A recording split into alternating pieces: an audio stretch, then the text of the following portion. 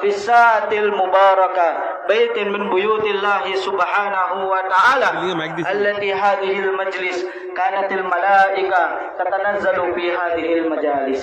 لو أننا كشفنا عن الحجاب لرأينا الملائكة متصفون من هذه المجلس إلى العرش الرحمن. وكذلك هذه المجلس مغفرة لذنوبنا، أن قوموا مغفورا لكم قد بدلت سيئاتكم حسنات. لولا توفيقه ولولا فضله ولولا جوده علينا وعليكم ما نجتمع في مثل هذه المجالس وما نجتمع في هذه الجلسة المباركة. فيا أيها الحاضرون رحمني الله وإياكم، هذه فضل وهذه جود محض من الله سبحانه وتعالى. এরপর মেহমান বলেন যে আল্লাহ তাআলা আমাদের উপর যে এই নগদ দয়া করছেন, অনুগ্রহ করছেন, ইহসান করছেন, আল্লাহ তাআলার বড় হুকুম ছিল আসর নামাজ পুরা করা। আল্লাহ তাআলা আমাদেরকে আসর নামাজ জামাতের সাথে আদায় করার তৌফিক দান করছেন। এরপরে দিনের নিসবতে আল্লাহ তাআলা আমাদেরকে সবচেয়ে উত্তম জায়গা আল্লাহর ঘর মসজিদে এবং সবচেয়ে দামি সময় আসরের পরের সময় আল্লাহ এবং সবচেয়ে বড় নিসবত দিনের নিসবতে আল্লাহ তাআলা আমাদেরকে এখানে জমা হওয়ার তৌফিক দান করছেন। ওই যে দুনিয়াতে মানুষ আল্লাহ তাআলা ইচ্ছা ছাড়া কদম চালাইতে পারে না, হাত ব্যবহার করতে পারে না, তার চোখকে ব্যবহার করতে পারে না, জবানকে কানকে ব্যবহার করতে পারে না। এ পর্যন্ত যে আমাদের আশা এবং নেক আমলে শিরকত করা, এটা মহাজ আল্লাহ তাআলার বিশেষ অনুগ্রহের দ্বারাই হয়েছে। এই জন্য আল্লাহ তাআলার শুকরিয়া আদায় করা। কি পরিমাণ আল্লাহ তাআলার পক্ষ থেকে পুরস্কার ওয়াদা রয়ে গেছে, এমনকি ফেরেশতারা পর্যন্ত এই মজলিসকে বেষ্টন করে রাখেন। যদি আল্লাহ তাআলা পর্দা উঠাই দিতেন আর ফেরেশতারা যদি আমাদের নজর দৃষ্টিগোচর হইতো, তো আমরা সবাই সেজদায় পড়ে যেতাম শুকরিয়াটা। কত বড় দামি মজলিস আল্লাহ তাআলা আমাদেরকে জমা করছেন এবং আল্লাহ তাআলার বিশেষ তৌফিকে আমরা এখানে একত্রিত হতে পারছি। এই জন্য দিল থেকে শুকরিয়া আদায় করা।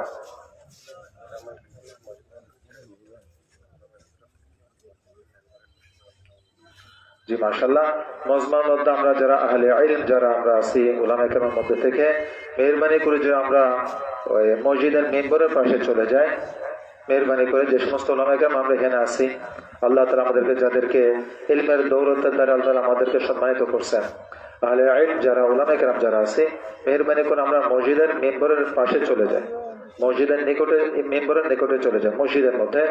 আলহামদুলিল্লাহ ইনশাআল্লাহ আমাদের সাথে ওইখানে ইনশাআল্লাহ মজলিস হবে ইনশাআল্লাহ। আল্লাহ তাআলা আমাদের তৌফিক দান করেন। এই সামনে পূর্বে এই যে ঘরটা দেখা যাচ্ছে ওইটাই মসজিদ। আমাদের এই মজমার সরাসরি পূর্বে যে ঘরটা আছে ওইটাই মসজিদ। আমরা মেহেরবানি করে মসজিদের মেম্বরের কাছে চলে যাই ইনশাআল্লাহ। আল্লাহ তাআলা আমাদের তৌফিক দান করেন। أيها الحاضرون رحمني الله وإياكم، فكل الخاطب يخطب وكل من كان يدعي الناس كانوا هؤلاء يخبرون أننا نحتاج إلى الشكر. ولماذا دائما يقدموا بالشكر؟ لأن كان الناس الإنسان ينسى بأن جميع نعم الله سبحانه وتعالى كثيرة حتى لا يشعر أن النعمة من الله سبحانه وتعالى. آفة النعمة الألف، فكلما زادت نعمة فإنسان ينسى شكر إلى الله سبحانه وتعالى. ولهذا لماذا سمي الإنسان إنسانا لنسيانه؟ وكان واحد نبي من أنبياء بني إسرائيل مرت بحجر صغير سالت منه ماء كثير، فألهم الله سبحانه وتعالى إلى ذلك الحجر لينطقه مع ذلك النبي. وسأله ذلك النبي الحجر: لماذا تصنع هذا؟ لماذا تبكي؟ فقال الحجر: يا نبي الله، إني سمعت أن الله سبحانه وتعالى يقول وقودها الناس والحجارة، يعني أن النار وقودها الناس والحجارة. أنا خائف بأن الله سبحانه وتعالى جعلني من أهل النار، فادعو الله سبحانه وتعالى لي لأكون أنجه من ذلك النار. فدعا ذلك النبي، فقال الله سبحانه وتعالى: يا نبي الله، هذا الحجر أنجوت من النار. وبعد مرات من المرات جاء ذلك النبي إلى مثل ذلك المكان ولكن ذلك الحجر ما زالت سلت منه الماء الكثير وسأله مرة أخرى يا الحجر لماذا تصنع هذا ألم أنجى الله سبحانه وتعالى من النار فقال نعم يا نبي الله هذا بكاء الأول بكاء الخوف لأني خائف من ذلك النار فلهذا أنا أبكي وبكاء الثاني وهي بكاء الشكر لهذا أنا أشكر الله سبحانه وتعالى لأن الله سبحانه وتعالى قد أنجاني من النار وهذا الشكر وهذا الحجر ليس عنده العقل ولكن يشكر ربه ولكن كيف نحن أيها الإنسان أيها الناس عندنا العقل ولكن ما نشعر بأن النعمة كلها من الله سبحانه وتعالى এরপর মেহমান বলেন যে আল্লাহ তাআলা আমাদেরকে অসংখ্য নিয়ামত দিয়ে ডুবে রাখছেন আল্লাহ তাআলা চান আমরা প্রতিনিয়ত আল্লাহ তাআলার নিয়ামতের শুকরিয়া আদায় করি আমাদের স্বভাবগত অভ্যাস হলো আমরা ভুলে যাই আল্লাহ তাআলা আমাদেরকে নাম রাখছে ইনসান করে ইনসানের মাফুদ হলো মাদ্দা হলো ভুলে যাওয়া নিসিয়ান থেকে মানুষের স্বভাবই হলো ভুলে যাওয়া আমরা যেন ভুলে না যাই এই জন্য আল্লাহ তাআলা আমাদের নিয়ামতগুলো স্মরণ করা যেন আমরা প্রতিনিয়ত আল্লাহ তাআলার নিয়ামতের শুকরিয়া আদায় করি আল্লাহ তাআলা যে অসংখ্য নিয়ামত দিয়ে রাখছেন আল্লাহ তাআলা চান যে বান্দা শুকরিয়া আদায় করতে করে আল্লাহ তাআলার নৈকট্য অর্জন করে মেহমান বলেন যে একটা ঘটনা বনী ইসরাইল নবীদের ঘটনা একটা আমাদের সামনে রাখছেন বলে এক জমানায় বনী ইসরাইল এক নবীর মধ্যে থেকে একজন নবী চলতেছিলেন তো ওনার নজরে একটা পাথর পড়লো দেখলেন যে পাথর ক্রন্দন করতেছে পাথরে তো নবী এটা মানে আকুলে ধরতেছে না পাথর কিভাবে কাঁদে তার মধ্যে পানি কোত্থেকে তো আল্লাহ তাআলা এই পাথরের মধ্যে এই অবস্থা তৈরি করে দিয়েছেন পাথর কাঁদতেছে জিজ্ঞাসা করলেন নবী পাথরকে তুমি কেন কাঁদতেছ তো ওই পাথর বলতেছেন যে ওই পাথর এই কথা বলতেছিল যে আল্লাহ তাআলা তো জাহান্নামের ইন্ধন মানুষ এবং পাথর দ্বারা করবেন জাহান্নামের আগুন যে ধরাবেন ইনসান দিয়ে আর পাথর দিয়ে না জানি আমার ঠিকানা যদি ওইখানে হয় আর ওই পাথর হিসেবে যে আমাকে ব্যবহার হয় তো আমার কি দশা হবে তো নবীর দিলের মধ্যে আল্লাহ তাআলা এই কথা জানাই দেন পাথরতে জিজ্ঞেস করা হোক তার ক্রন্দনের কারণ কি যখন পাথরতে এই কথা শুনলো আর পাথর ক্রন্দন করার কারণ যখন সামনে আসলো এবং নবীর কাছে দরখাস্ত হলো পাথর আপনি দোয়া করেন যেহেতু আপনি আল্লাহর সাথে কথা বলেন আপনি আল্লাহর কাছে দোয়া করেন আল্লাহ যেন যাদেরকে ব্যবহার করবেন তাদের মধ্যে যেন আমাকে না রাখে আল্লাহ পাথর যে সমস্ত পাথর দিয়ে জাহান্নামের আগুন ওই সমস্ত পাথরের মধ্যে যেন আমাকে না রাখে আমাকে ব্যবহার না করে জাহান্নামের আগুনের জন্য তো নবী আল্লাহর কাছে দোয়া করেন আল্লাহ তাআলা দোয়া কবুল করেন এবং এই কথা আল্লাহ তাআলা পাথরকেও জানায় নবীর মাধ্যমে জানাই দেন এবং বলছেন যে আল্লাহ তাআলা তোমাকে জাহান্নাম আগুন থেকে মুক্তি দিয়ে দিয়েছেন পরবর্তীতে দেখলেন যে ওই পাথর যখন ওই পথ আবার চলতেছিলেন নবী যখন দেখলেন যে পাথর এখন পূর্বের ন্যায় খুব ক্রন্দন করতেছিল এবার পাথর থেকে জিজ্ঞাসা করলো তোমার এবারে ক্রন্দনের কারণ কি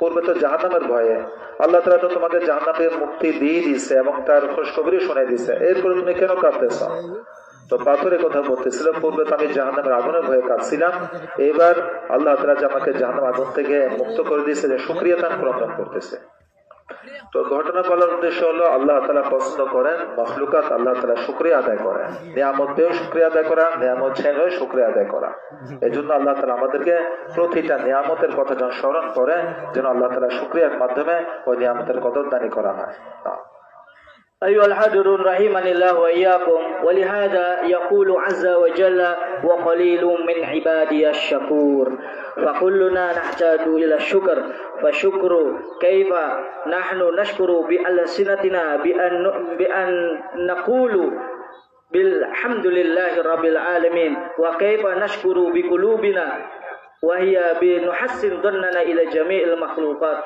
ونشكر بجميع جوارحنا بأن نعمل عملا صالحا أيها الحاضرون رحمني الله وإياكم إن الإنسان خلق في هذه الدنيا لأجل شيء كبير ولأجل شيء عظيم وهي لإعمال الدين بالكامل فنجاهنا وفلاحنا في هذه حياة الدنيا وهي بالدين الكامل وإيمان بالله سبحانه وتعالى واتباع سنة رسول الله صلى الله عليه وسلم فنحن نعيش في هذه الدنيا حياة مختصرة فالحياة الإنسانية ينقسم إلى قسمين الأول الحياة الدنيوية وهي من بداية ولادة خروج من بطن أمه إلى أن مات وهذه الحياة حياة محدودة وحياة مختصرة وحياة منقوصة والحياة الثانية وهي حياة أبدية سرمدية لا نهاية لها وهي حياة أخروية فكل الإنسان يريد أن يسعد في هذه الدنيا وفي ذلك الآخرة ولكن ينسى كيف طريقه ليكون هو سعيد في هذه الدنيا وسعيد في ذلك الآخرة ولهذا أرسل الله سبحانه وتعالى جميع الأنبياء إلى هذه الدنيا لإنذار الناس ولتكميل معيشتهم في هذه الدنيا وليكون عبادتهم إلى الله سبحانه وتعالى ويكون جميع أعمالهم تبعا بسنة المصطفى صلى الله عليه وسلم এরপর মেহমান বলেন যে শুকরিয়া আদায় করার আল্লাহ তাআলা যে আমল দিয়েছেন জবানে শুকরিয়া আদায় করা আল্লাহ তাআলা নিয়ামত পাওয়ার পরে আলহামদুলিল্লাহ বলা আর হলো আমলে শুকরিয়াকে জাহির করা যে যে কামের সুযোগ দিয়ে দিয়েছেন আল্লাহ এটা যে অঙ্গের সাথে সম্পৃক্ত ওই আমলের মধ্যে অঙ্গকে ব্যবহার রাখা ব্যস্ত রাখা এটা হলো যে নিয়ামতের শুকরিয়ার সবচেয়ে উচ্চ স্তর আল্লাহ তাআলা আমাদেরকে উভয় আমলকে শুকরিয়ার এতেবারে আমলকে অর্থাৎ আমলি ভাবে শুকরিয়া আদায় করা একটা জবানি ভাবে শুকরিয়া আদায় করা দুনিয়া আমলকে নিয়ে চলার তৌফিক দান করা এরপরে মেহমান বলেন যে আল্লাহ তাআলা আমাদেরকে দুনিয়া এবং আখিরাতে সফলতার জন্য দ্বীন দান করছেন আর আল্লাহ সুবহানাহু ওয়া তাআলা দ্বীনের জন্য সর্বযুগে যে মেহনতের জিম্মাদারি নবী রাসূলগণের উপর লাগাইছেন আল্লাহ তাআলা এই জিম্মাদারি উম্মতে মুহাম্মাদী হওয়ার কারণে আমাদের উপর লাগাইছেন দ্বীনের মেহনত করতে করতে আমাদের দিলের মধ্যে কথা আনতে হবে দুনিয়ার জীবন ক্ষণস্থায়ী আখিরাতের জীবন চিরস্থায়ী দুনিয়ার জীবন শুরু হয় এত সংক্ষিপ্ত মায়ের পেট থেকে কবর রাখার আগ পর্যন্ত এই হলো দুনিয়ার জীবনের বড় সংক্ষিপ্ত বড় অল্প বড় ক্ষণস্থায়ী আল্লাহ তাআলা এই জন্য দান করছেন যেন এই ক্ষণস্থায়ী জীবনে থাকিয়া চিরস্থায়ী জীবন যেটা মৃত্যুর পর থেকে শুরু হয় যে ব্যাপারে বলছেন লা আবাদিয়া সারমাদিয়া মানে চিরকালের জন্য ওই জীবনের তৈরি নেওয়ার জন্যই আল্লাহ তাআলা আমাদেরকে দুনিয়ার জীবন দান করছেন দুনিয়ার ক্ষণস্থায়ী জীবন দান করছেন এর মধ্যে দুইটা জিনিস একটা হলো আল্লাহ তাআলা আহকামাত আর জনাবে রাসূলুল্লাহ সাল্লাল্লাহু আলাইহি ওয়াসাল্লামের তরিকা দুটাকে নিয়ে সমন্বয়ে চলে এটাকে বলে শতভাগ দ্বীন একটা হচ্ছে আল্লাহ তাআলা আহকামাতকে তালাশ করা এর মধ্যে রাসূলুল্লাহ সাল্লাল্লাহু আলাইহি ওয়াসাল্লামের হুকুমকে কিভাবে পুরা করছেন রাসূল তরিকা তালাশ করা যখন দুটোটা জিনিস আমাদের মধ্যে থাকবে তো আল্লাহ তাআলা দ্বীনের নিসবতে যত আমল আমাদের দ্বারা হবে আল্লাহ তাআলা কবুল করবেন এজন্য আল্লাহ তাআলা আমাদেরকে তৌফিক দান করে দ্বীনকে সামনে রেখে আমাদের জীবন যাপন করা والله سبحانه وتعالى أرسل جميع الأنبياء إلى هذه الدنيا لثلاثة أشياء للوحدانية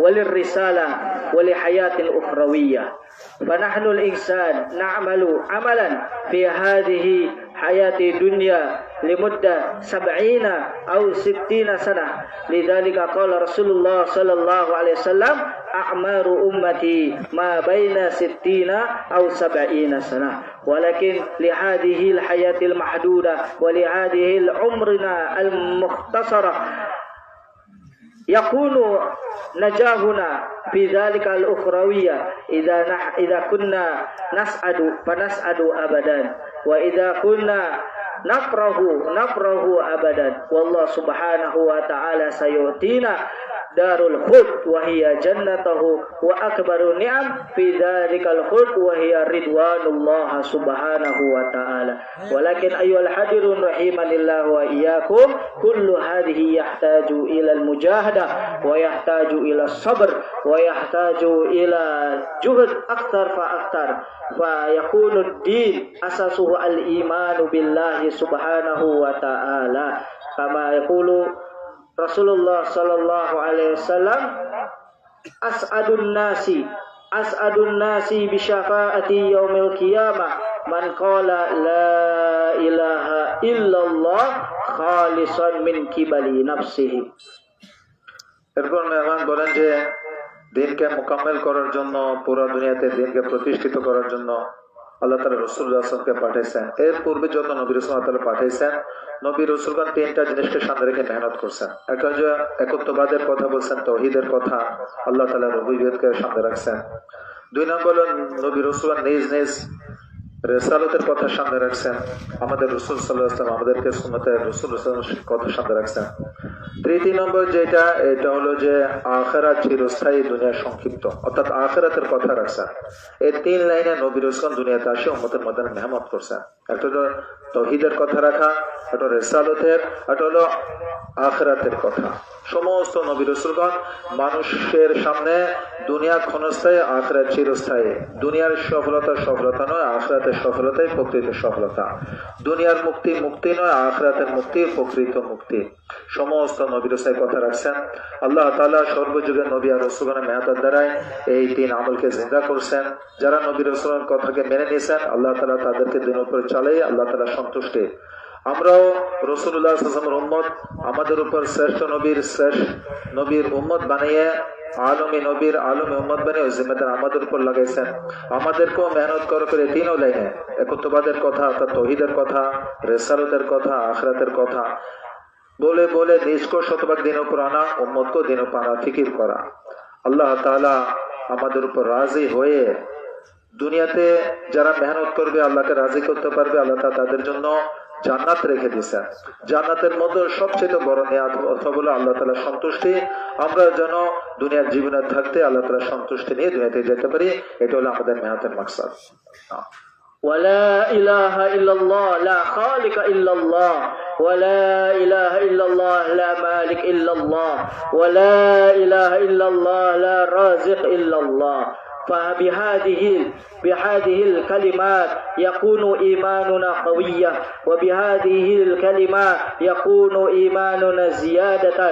فأيها الحاضرون رحمني الله وإياكم، فكيف نحن نعيش في هذه الدنيا بأن يكون إيماننا كاملة زيادة في كل أحوالنا كما كان إيمان صحابة رسول الله صلى الله عليه وسلم أجمعين. فهؤلاء يجتهدون في حياتهم حتى بعضهم من يكرر مع أصحابه تعال نؤمن بنا ساعة، تعال نؤمن بنا ساعة، يعني يكلم معه عن كبرياء الله سبحانه وتعالى وعن عظمته وعن سنته المصطفى صلى الله عليه وسلم، ليكون هذه الكلمات لا إله إلا الله داخلة إلى قلوبهم وجميع عظمة المخلوقات خارجة من قلوبه، ويكون دائما يكرر عن كبرياء الله سبحانه وتعالى.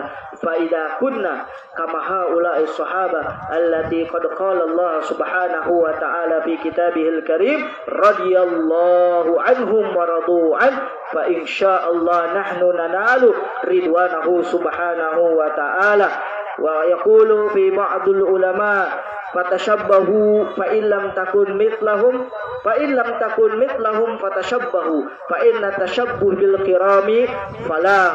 وقال عليه الصلاة والسلام من تشبه بقوم فهو منهم. ونحن نجتهد أن يكون هوانا تبعا لما جاء به رسول الله صلى الله عليه وسلم. এরপর মেহমান বলেন যে দিনের মধ্যে, যে দিনের মাথাতে দুনিয়া ও আখিরাতের সফলতা আল্লাহ রাখছেন, দিনের মধ্যে সবচেয়ে বুনিয়াদে ও আহাম বিষয় হলো ঈমান। ঈমানের ভিত্তিতে, ঈমানের বুনিয়াদের উপর অন্যান্য খুবই মানুষের জিন্দগিতে আসতে থাকে। এজন্য হাদিসে পাকের মধ্যে আছে তোমরা তোমাদের ঈমানকে বাড়াও। এরপর নিজে ব্যবস্থা দিয়েছেন তোমরা লা ইলাহা ইল্লাল্লাহর কথাকে বেশি থেকে বেশি বলো, আল্লাহ তাআলা ঈমানকে বাড়াই দিবে। কালিমা, ঈমানের যে কালমা, সেখানে দুইটা জিনিস, একটা হলো যে নফি করা, ইনকার করা, অস্বীকার করা।